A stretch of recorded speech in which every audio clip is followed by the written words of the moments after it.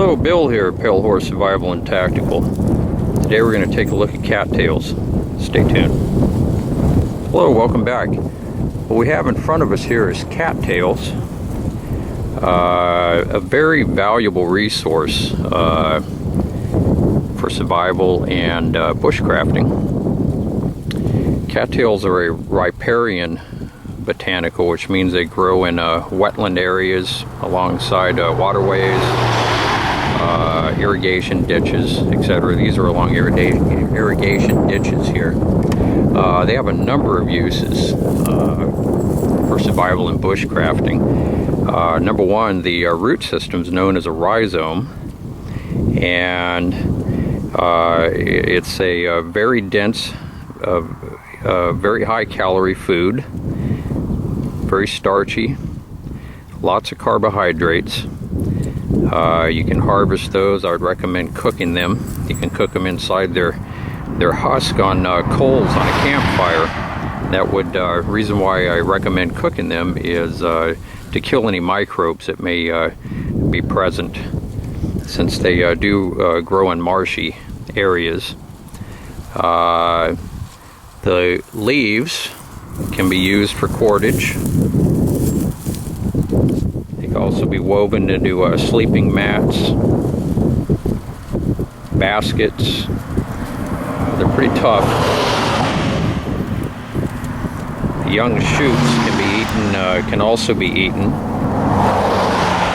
Kind of like the way bamboo shoots can be eaten in a similar fashion. These seed heads here, the tuft, before they turn into the seed heads that they are here with the fluff, they can be, you can collect the pollen.